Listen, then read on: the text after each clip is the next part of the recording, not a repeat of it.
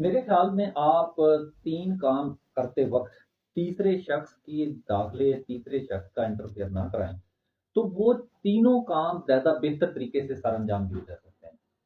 Number ایک، عبادت۔ عبادت جو ہے اس میں بھی تیسرے شخص کی انٹرفیئر نہیں ہونی چاہیے کہ آپ تیسرے کو دکھائیں کہ آپ عبادت کر رہے ہیں۔ عبادت جو ہے اس میں آپ اور وہ جگہ جس پر عبادت کی جا رہی ہے یا تیسرا صرف خدا گواہ ہونا چاہیے، تو یہ عبادت دنیا کی سب سے بہترین عبادت ہے۔ اسی طرح محبت ہے، محبت میں ایک آپ ہیں اور وہ جس سے کی جا رہی ہے یا وہ جو آپ سے کر رہا ہے، اور تیسرا خدا کو گواہ رکھیں، تو یہ بہترین محبت ہے۔ لیکن اگر آپ یہی محبت آپ اور وہ کرنے والا اور تیسرا ایک فریق بھی اس میں شامل کریں گے تو وہ محبت بھی ختم ہو جائے گی، اس کے اندر وہ چاہت وہ طلب نہیں رہے گی۔ نمبر تین، معافی۔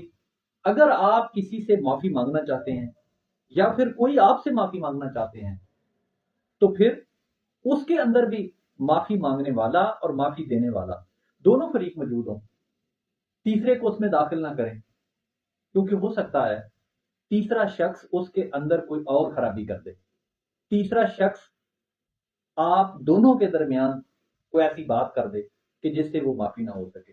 ہاں، آپ اور وہ معافی دینے والا یا معافی کرنے والا، معافی مانگنے والا، اور تیسرا صرف خدا کو رکھیں۔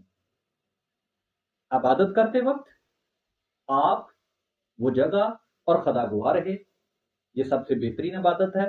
اسی طرح محبت، آپ اور جس سے کی جا رہی ہے یا جو کر رہا ہے آپ سے وہ، اور خدا کو گواہ رکھیں، تو یہ بہترین محبت ہے۔